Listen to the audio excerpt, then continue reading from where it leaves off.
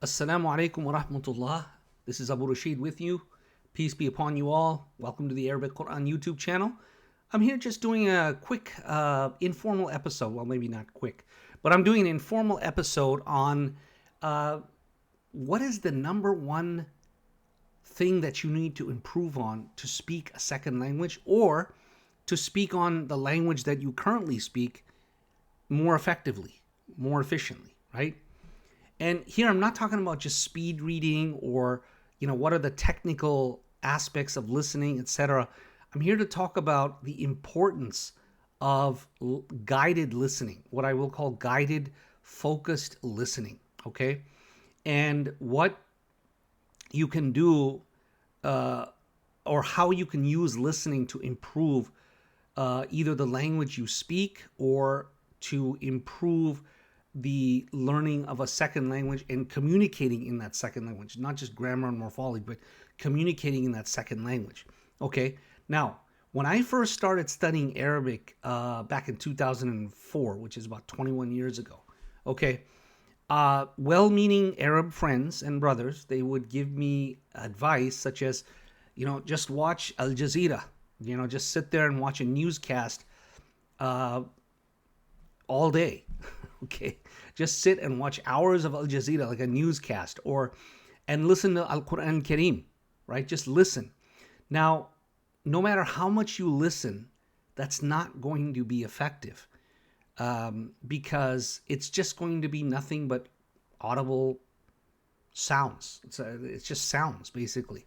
I'm not going to really get anything. I may pick up a word here and there that I knew previously, but it's like me telling somebody to learn Spanish by just watching Telemundo.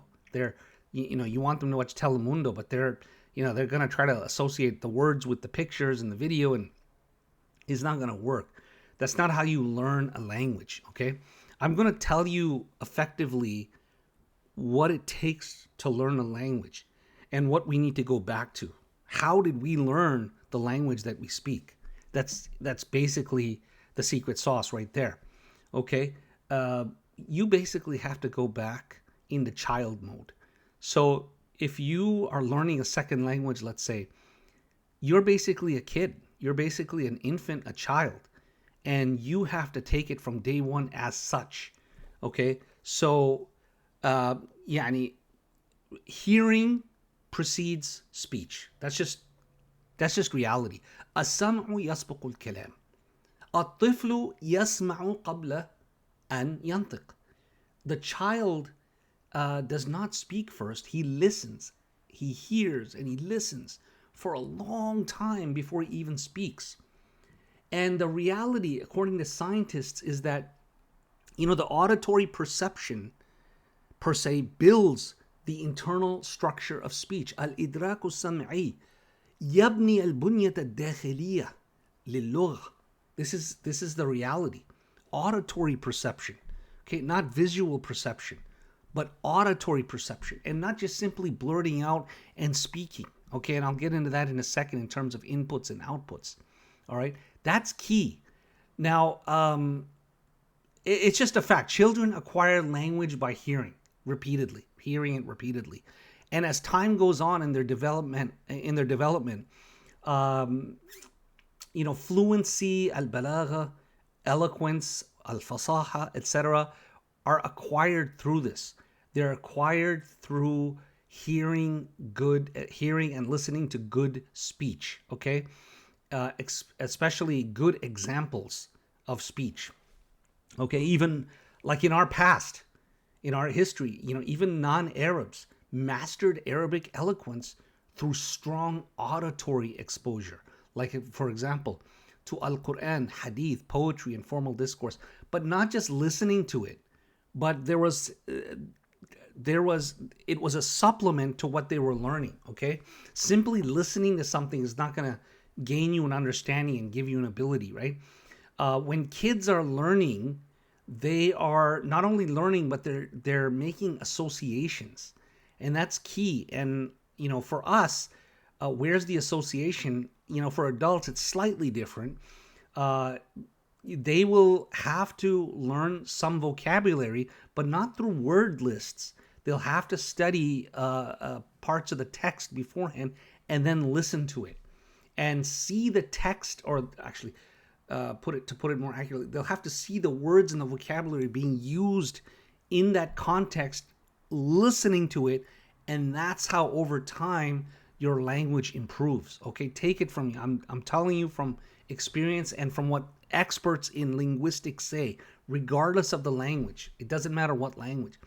And I'm going to read a statement that I put up here. Part of it is from Ibn Khaldūn. I'll just read it in Arabic. العبارة السمع أبو الملكات اللسانية تستعمل كثيرا في كتب علم اللغة والنحو والتربية لتوضيح أن الملكة اللسانية، يعني وبين القوسين القدرة على التحدث بلغات فصيحة، لا تكتسب بالتلقين فقط، بل عبر الاستماع الطويل والمتكرر لنماذج الراقية من اللغة. What does that mean? العبارة, the expression, which Ibn al-Khaldun, and it's in quotes what Ibn al-Khaldun said. Ibn al-Khaldun, by the way, lived in the 14th century, and he was an historian, a mu'arrikh. He was an educator, murabbin. He was a polymath, jami'ul ulum. And he said this. He said, very insightful, right? As-sam'u, listening. Abu is the father of al-malakat al-lisaniya, linguistic skills. That's the key.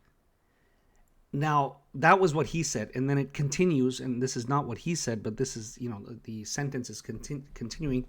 تُسْتَعْمَلُ كَثِيرًا, meaning this phrase, this expression is used a lot, where في كتب علم اللغة, in the books of the knowledge of language, والنحو, and grammar. So even when you're learning grammar, it's listening that's key. والتربية, and education. لتوضيح, to clarifyingly explain أن الملكة اللسانية, that linguistic skill, and in brackets it says القدرة على التحدث, the ability to speak بلغات فصيحة, to speak languages in an eloquent way. لا تكتسب, it's not acquired بالتلقين فقط, through instruction only. بل, nay, indeed, عبر الاستماع الطويل. عبر الاستماع الطويل is through extensive listening, والمتكرر, and repeated listening. لنماذج الراقية, using examples and models that are refined, such as Al-Quran al-Karim, hadith, poetry, formal newscasts. I'm not talking about colloquial news, but I'm talking about, news that, for example, modern standard Arabic, min al-lugha, from language, okay? And that's key. That is key. Now, I'm going to continue here. And by the way, you see me there in the top right corner. Normally, I split the screen, but I decided to make myself small here because I really want you to focus on the text. I didn't completely make myself go away because, some people say, well, we want to hear you. We want to see you because it keeps us engaged. Okay, no problem. I'm there in the top right corner, but I really want you to focus on the text here. Okay, so here's another statement by Ibn Khaldūn. Another amazing comment. He says, فَإِنَّ السَّمْعَ هو الطريق إلى اللغة ومن حرم السمع فقد حرم الملكة اللسانية. What did he say? He said, for indeed listening is the way. It is the way. It is the method towards language, meaning learning language. وَمَنْ حُرِمَ السَّمْعُ, whoever was deprived, whoever was mahroom, whoever was deprived of listening, فَقَدْ حُرِمَ الْمَلَكَةُ اللِّسَانِيَةِ, then he was deprived of acquiring linguistic skills, the linguistic skill set. Okay, and then no matter how much he reads, no matter how much grammar or morphology he studies, if he wants to improve in communication. Now, there are people who, for them, grammar and morphology, etc., that's enough, and that's a handful, and that'll help you detect and form proper sentences, and understand texts such as the divine book, al-Quran al-Kareem, hadith, etc. Yes, you'll get that. But there are people who want to communicate in the language. And I'm the type that if I learn a language, I want to learn all aspects of it. And I do have students like that. For them, grammar and morphology is not enough. They want to learn the language. What I've seen over the years is that people from here, students of knowledge, have gone to the Muslim world, to Saudi Arabia, Egypt, Syria, Yemen, wherever. And they have focused on reading, but not speaking. And when they come back, a lot of the shuyukh whom I've met, they struggle. And you know what? That's fine if that's their goal is just to read texts and educate their students. Then they accomplish their goal. But like I respectfully take a different path. I like to learn the language with from all aspects. Because to me, language is not something that is just confined to reading and writing. It's something that is alive. It's a spoken phenomenon, right? So that's key to me, right? Al-Quran al-Kareem was revealed as something delivered as speech, as live speech, right? Not in a book. Eventually, it did come a book, but the original communication was Rasul Sallallahu Alaihi Wasallam listening to Jibril, the Archangel Gabriel, right? So that was what Ibn Khaldūn said. The second one there, it says, and this one is from the great scholar, another great scholar, Suyūṭī. He said, الملكة اللسانية تحصل بكثرة السماع ولا تحصل بالمطالعة وحدها. He said that the linguistic skill is obtained by lots of listening. السماع ولا تحصل بالمطالعة. المطالعة is examining something, and in this context it means reading stuff. Okay, وحدها, by itself. Reading is good. He says وحدها, not by itself. It's not enough. It's not لا يكفي. It's not sufficient. Okay, so even he's chiming in on this. And then the third statement. This is just something I read. It's not attributed to anyone. Someone just wrote it. But it makes sense. من جود سمعه جود لفظه. Jawwada, the verb jawwada, means to refine and beautify and make excellent, okay? And the noun, you'll know the noun, the masdar, is tajweed. Now tajweed, when we mention tajweed, it's usually almost all the time in light of improving your recitation of Al-Quran, making sure the qalqala is there, making sure idgham, ikhfa, etc. That's all in place, right? Which very important, right? To recite the Quran properly. And so that's tajweed of the recitation of the Quran. What this statement is saying, though, is that if you have tajweed in listening, then you will have tajweed in expressing yourself. Okay, and like I said, I divided this particular episode in two halves. The first half I'll talk about the listening, and the second I actually want to show you an app that I use, that I've been using.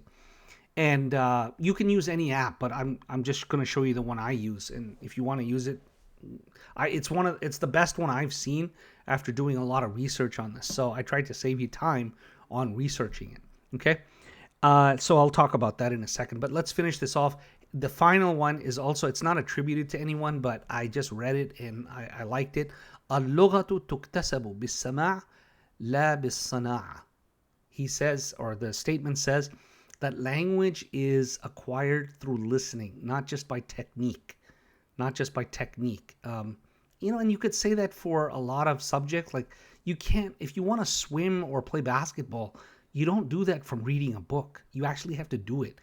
And the doing it here when it comes to language is actually listening. Okay? All right. So what's interesting here is that the statements that were made hundreds of years ago, right? This is what, 900 years ago, almost a millennium ago that these statements were made. Linguists today are actually saying this. They're actually saying this. So, for example, I'll point your attention to one of the top linguists. His name is Stephen Krashen, Krashen. He says that in terms of input, comprehensible input, i.e. listening, this is essential for acquiring fluency in a language. And he's a linguist. And he's basically echoing what Ibn Khaldūn and al-Suyūṭī said and other scholars said in our tradition, in our Arabic Islamic tradition. That's what they said. And, that's how, you look at for example, the Persians.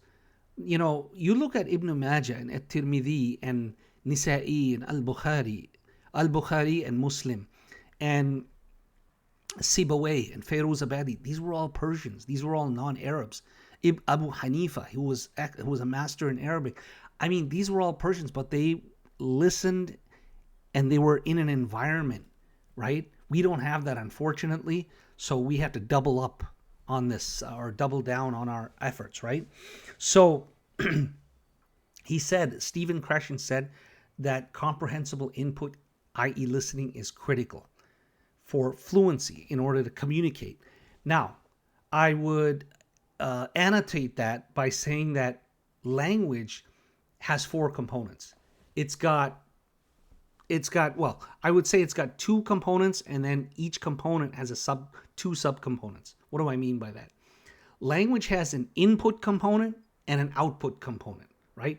The input component is made up of 2 subcomponents, which is listening and reading.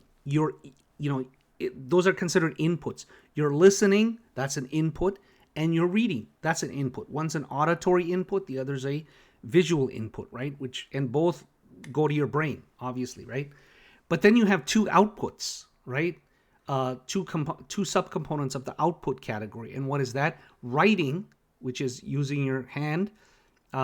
These days it's typing, but it's actually been proven that writing is a much better form of learning and applying language than typing, which I won't get into here. And the second output is speaking, right? But in order to improve your writing, you need to read more. And in order to improve your speaking, you need to listen more.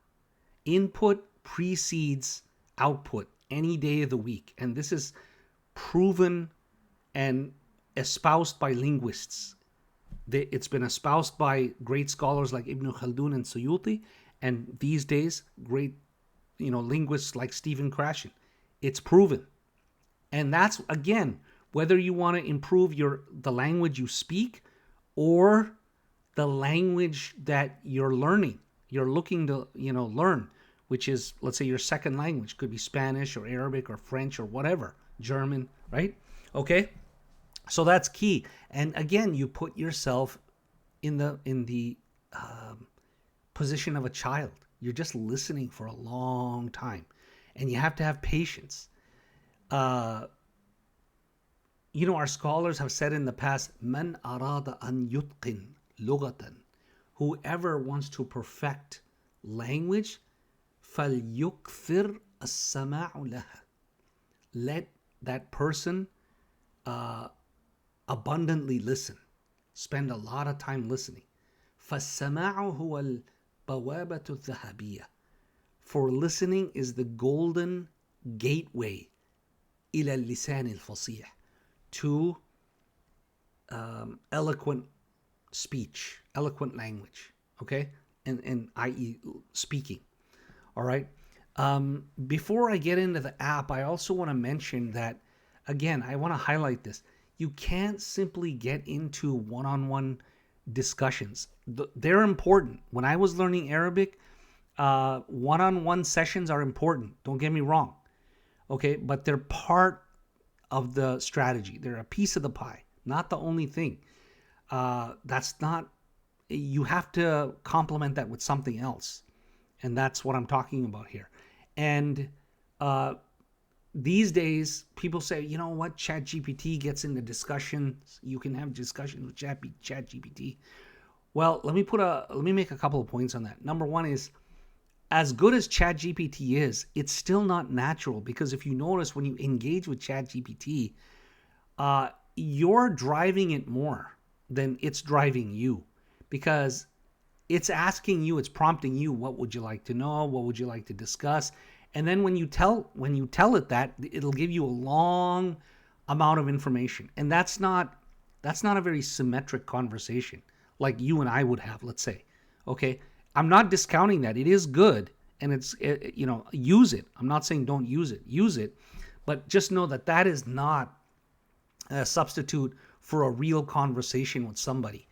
And the conversation with somebody itself, like I said, has to be supplemented by lots and lots of listening by yourself, but guided listening using text in front of you. And actually, one more point before I get into the actual application, and that is, do you remember when you were a child and you were in the classroom and you would sit like in a circle, and you'd all have a book and you'd read from a book, and the teacher would ask each person to read a little bit? Well, you reading, that was you practicing your reading, but then the rest of the time you'd be listening. And what was happening when you were listening? You would be looking at your book. At least if the teacher really wanted to improve your language, that's how they would do it. And that's exactly what we need to do. You have to listen, but especially for beginners and intermediates, you have to have the text in front of you. Just listening to your newscast without, let's say, the text in front of you is very difficult. In fact, the text that you have, you should review it beforehand and then listen to it. I think that's key, and you should do that repeatedly throughout the day. So, for example, if you have let's say you have a section of tafsir, you should just go through it and get an idea, and maybe get acquainted with the vocabulary, but then listen to it, and only listen to it once at a time. What do I mean by that?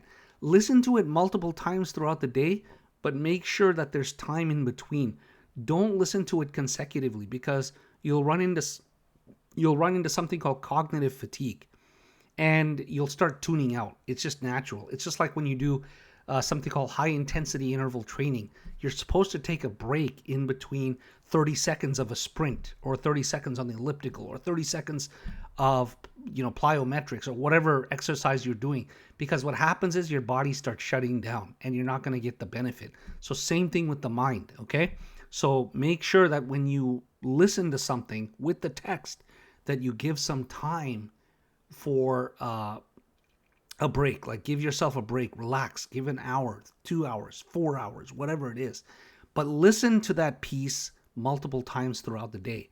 And then the next day, either switch it up or move to something new, because boredom also will prevent you from acquiring knowledge and listening. You got to have new content. That's what keeps you stimulated and attentive. Okay. All right. So now what I'm going to do is I'm going to go and show you the app. Okay. So this is, you're getting a view of my iPad here and the apps that I use. But the one I want you to focus on is, see that last row there? If you look at the second from the left, there's an app called Speechify. Okay, it's got that zigzag on the blue background. That's the app. And that app is available on iOS, on macOS, on Android, on Windows.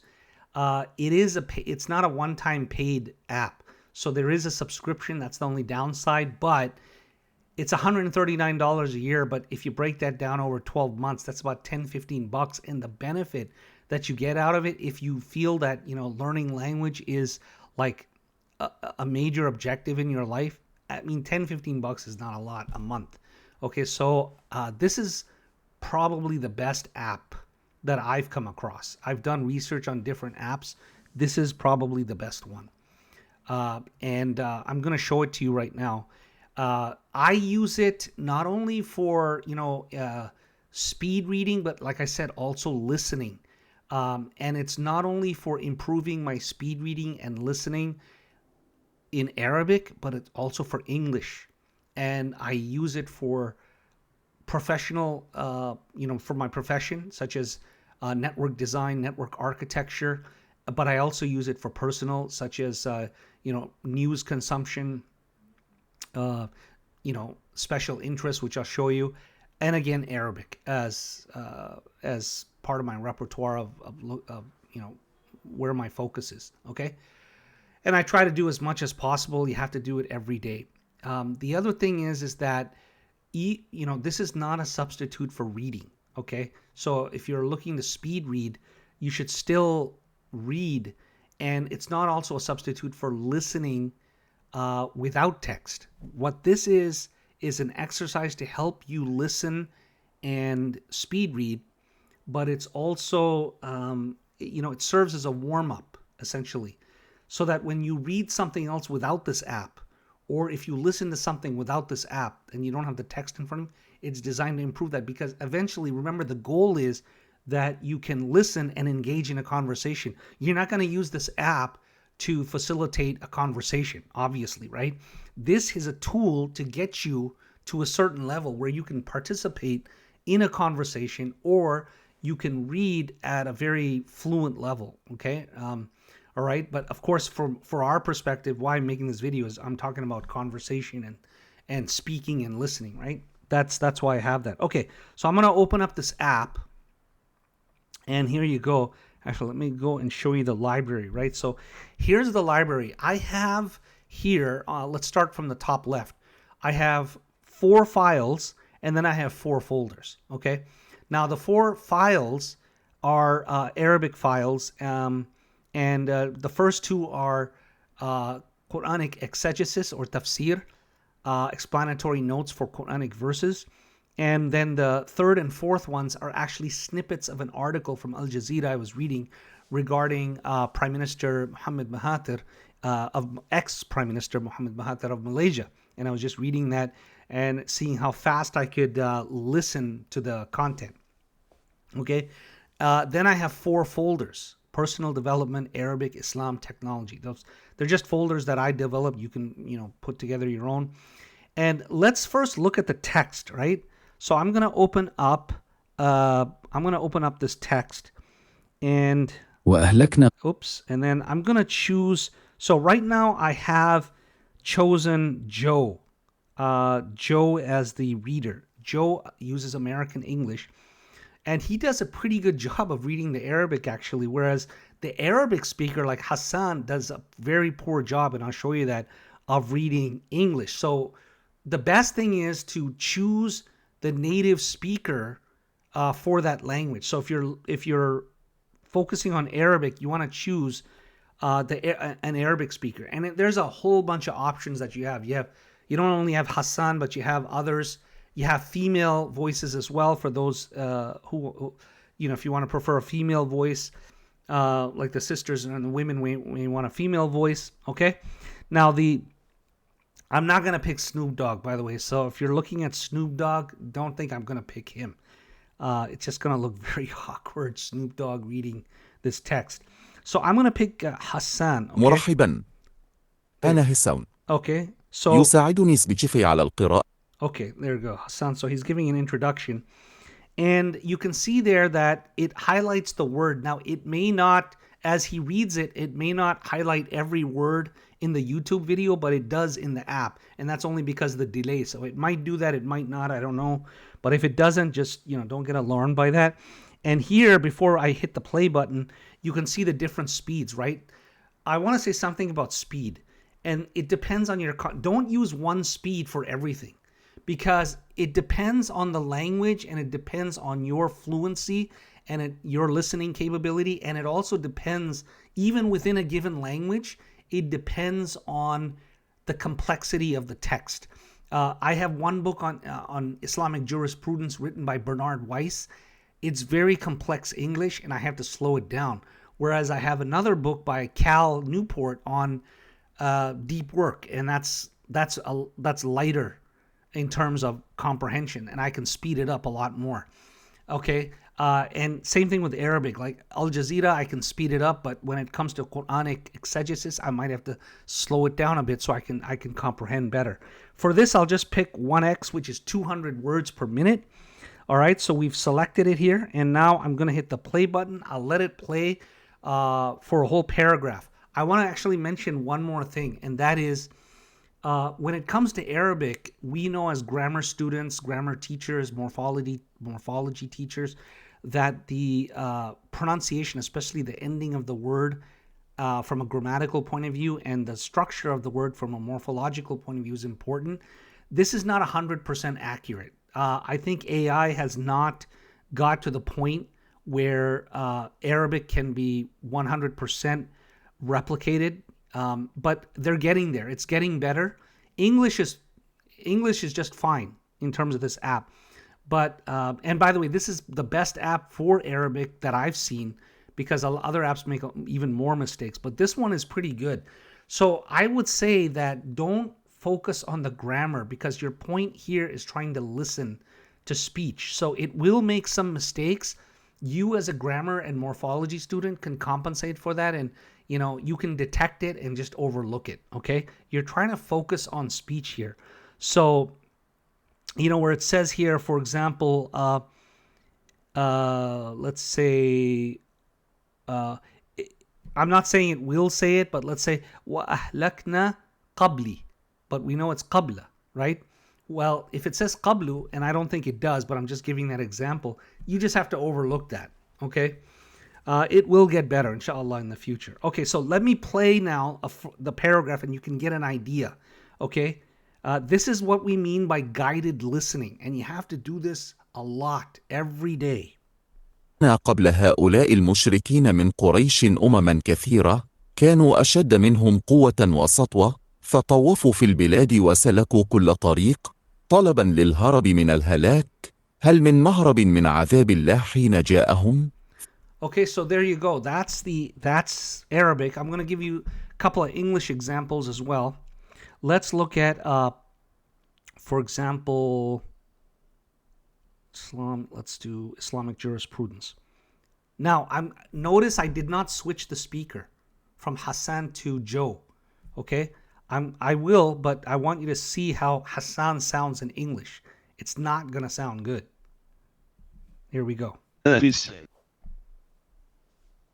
واحد سافك لعين ب criticism or cues that the Do you see how bad that is? So you don't want to use Arabic, especially for English speech. So let's go back to, let's use Rob, not Joe. I'm sorry, I got his name wrong. Rob, okay? Well, warm welcome to you. My name is Rob. I speak in American English, There in you- Francais, and in Español de España. Okay, well, wow, Rob is pretty versatile there. So Rob is going to use American English, okay? And I'm going to just speed it up a little bit from 200 words to 240 words per minute, okay? And let's just go back to the beginning. And you can see now, Rob... 1e second line of criticism argues that the Mu'tazilis do not succeed in establishing what they really contend concerning obligatory acts. That is, that the intellect, in categorizing an act as obligatory, actively confers upon the act the status of an obligatory act. There you go, okay? And let's go to another text here. Let's go to personal development, deep rules. Let's go here, and let's actually make it faster. Roosevelt. Let's actually make this faster. If you then proceed, Oops. if you attend, Hold on. Let's make it faster. Let's go to 300 words per minute, okay? Because this, again, the last English text, that was a little more complex. This one is a little easier, so I speeded it up. if you attended Harvard College during the 1876 to 1877 school year, you would have likely noticed a wiry, mutton-chopped, brash, and impossibly energetic freshman named Theodore Roosevelt. If you then proceeded to befriend this young man, you would have soon noticed a paradox. There you go, okay? And I know this video has become pretty long here, so I'm gonna wrap it up, but hopefully, inshallah, that you can benefit from this. I did this so that you could benefit, and I hope that you benefited to the point where if you haven't subscribed to this channel, you subscribe, you like, and you like this episode and you set notifications on, please let others know about this channel. If you know, I would like to do more of these types of helpful videos for you, inshallah. And having said that, that's pretty much it. Oh, by the way, one more thing. You can import text. Actually, you see here, this is the import. You can import from all different kinds of sources, okay? You can paste a link, you can paste a text, scan the text, AI chat, and there is a bookstore, so there's books that you can grab, purchase off the shelf, okay? And again, the app is called Speechify. It's $139 a year. If you don't like this app, use another app. The point is that you improve your listening and get exposed to guided listening in huge amounts, gobs of it, right? So that you can then become proficient in language. This is Abu Rasheed, Taimur Mirza signing off. One more thing. If you want to take my free Arabic morphology and grammar class that's online, please get in touch with me at my email address, okay? All right, now this time I am signing off. I know I've been prolonging it. Assalamu alaikum, peace be upon you, Abu Rasheed from the Arabic Quran YouTube channel.